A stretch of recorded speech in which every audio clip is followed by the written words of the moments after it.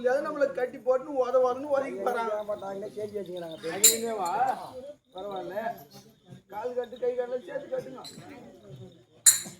நான் உதவா அண்ணா பையா ஊடு ஊடு நீ வாங்கிக்கணும் விட முதல்ல உதவ வணங்க மகன் எப்போ இந்த சமயம் நாடு வந்திருக்கக்கூடிய ஆலோசனை யார் என்ற விளக்கம் தெரியும் தெரிய வரும். பரிமாணம் செய்து வரக்கூடிய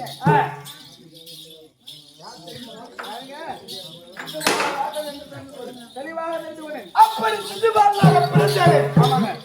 எனக்கு உருவம் எப்பேற்பட்டது உருவம்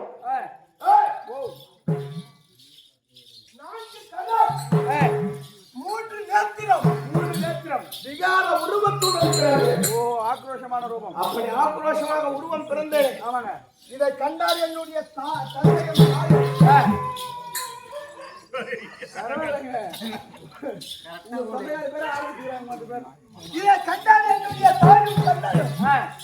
என்னுடைய தாயும் தந்தையும் கண்ட மாத்திரத்தில் ஐதார்கள் புனமினார்கள். ஆமா, இப்படி 4 கரம் 3 நேத்திரத்துடன் பிறந்தது இந்த குழந்தை.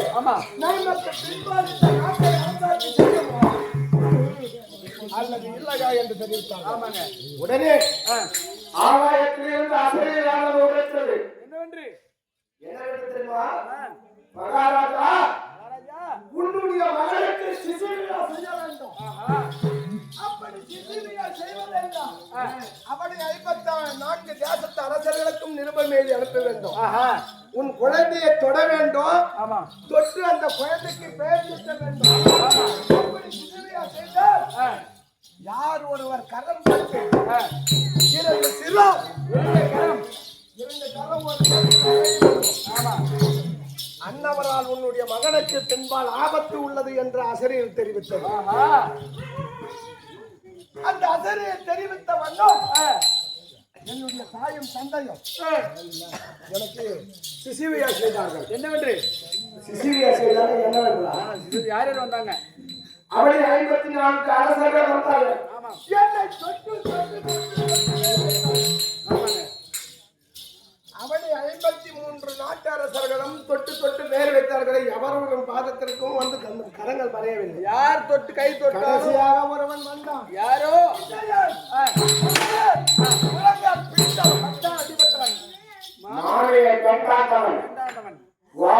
கண்ணன் வந்தான். என்னுடைய கரத்தை தொட்டு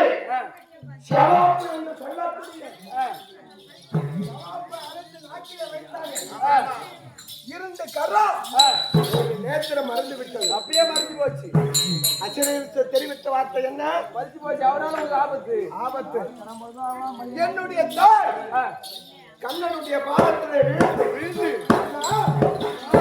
என்னுடைய மகன் 100 பிழைகள் செய்யும் வரை அவனை கொடுத்துக் கொள்ள வேண்டும். 100 பிழைக்கு மேலாக சொன்னால் அவன் உயிரை பறித்துக் கொள்ள வேண்டும் என்று தெரியும். அது வரைக்கும் சொல்லக்கூடாது சொல்லிவாங்க. எதிரி யாரு? மாமா. என்ன மாமா? கோவால கண்ணன். ஆமா, அப்படி இருந்தாலும் இந்த சிசுவையா ஏற்படுத்தி வைத்தார்களே, அந்த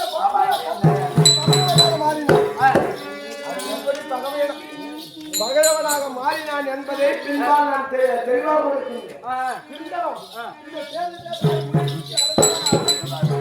நேரத்திலே எப்படி வருகின்ற தெரியுமா?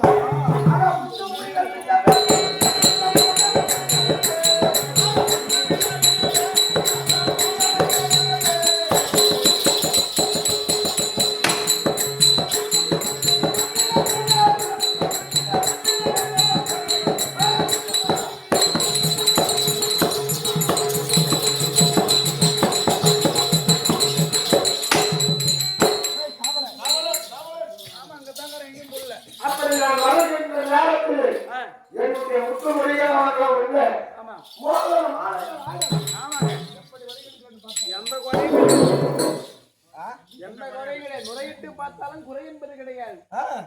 அது அவர் தெரியுமா?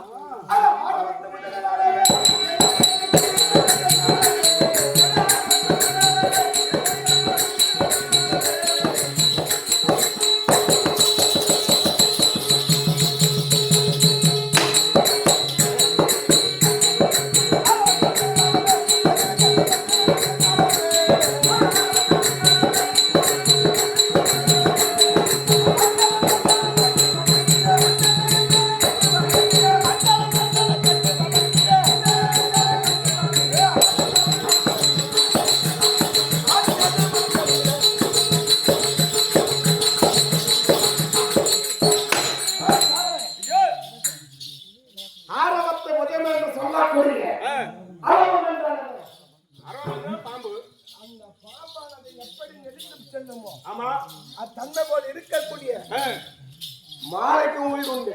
ஓஹோ மாலைக்கும். அப்படி ஆலவத்து புஜம் என்று சொல்லக்கூடிய என்னுடைய களத்திலே அந்த புஜங்களை தாங்கிக் கொண்டு வருகின்ற நேரத்திலே எப்படி இருக்கிறது? எப்படி இது என்ன தெரியும்? உனக்குதான் தெரியும். எல்லாருமே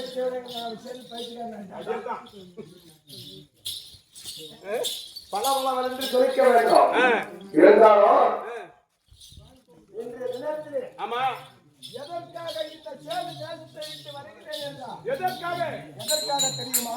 எங்களுக்கு தான் தெரியும். உனக்குதான் தெரியும். என்னுடைய பெரிய தாய் பெற்றெடுத்த பாண்டு மக்கள் அனைவர்களும் ஆமா என்னுடைய பெரிய தந்தை சொர்க்கம் சேர்வதற்காக ராஜசீய வேள்வி செய்து கொண்டிருக்கிறார்கள். ஓ அதனால் செய்ய ஏற்பாடு செய்திருக்கிறார்கள். அதுக்காக நிருபம் வந்திருக்கிறது உங்களுக்கு. அந்த ராஜசீய வேள்விக்கு யார் வருவான்னு தெரியுமா? யாரு? அந்த கோபால கண்ணன் வருவான். மாமா வராது இருப்பானா? அவன் தானே முத பகைய. எங்களுக்கு என்ன தெரியும்? அவன் பகை. ஒரு கல்யாணத்துக்கு பங்காளி வரான், சந்தி வரான், எல்லாரும் வராங்க. அது மாதிரி அவன் வரான். முதல்ல தெரியும். ஆமா விரோதம் எப்பேற்பட்ட விரோதம் என்று எனக்கு தெரியும். அதான் உனக்கு தான் தெரியும். எனக்கு மட்டும்தான் தெரியும். ஆமா எங்களுக்கா தெரியும். இருந்தாலும் அந்த இறைவனை ராஜசீய வேள்வியிலே மதிக்க வேண்டும். நம்ம போய் அவனை கொல்ல வேண்டும். அவனை அசிங்கப்படுத்தி அவனை கொல்ல வேண்டும். அதற்காக இப்பொழுது நான் ராஜசீய வேலைக்கு செல்ல வேண்டும்.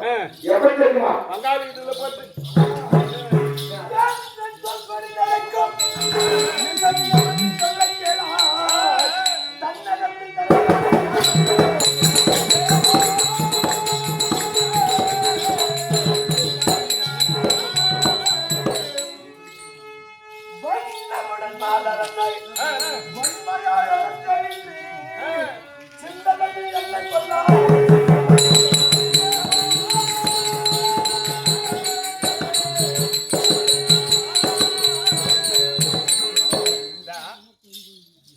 பங்காளி கூப்பிட்டுக்கிறாரு. நம்ம போறோம். நம்ம போய் பார்த்துட்டு அந்த பஞ்சில உட்காந்து சாப்பிட்டு வந்துடலாமே. நீங்க பகைய முடிக்கணும். தனி முடிக்க முடியாதா? ஏன்னு கேளு. இந்த நேரம் தான் அந்த இடம் இங்க இருப்பான். மற்ற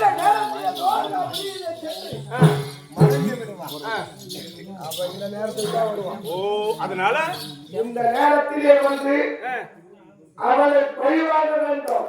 ஆகையால் என்னுடைய மனைவி சுத்திரவதியை நான் நடத்துவதாக சீக்கிரமா இருப்பான்.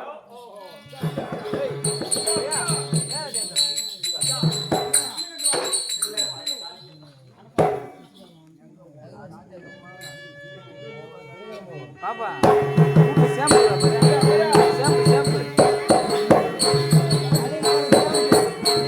Sample sample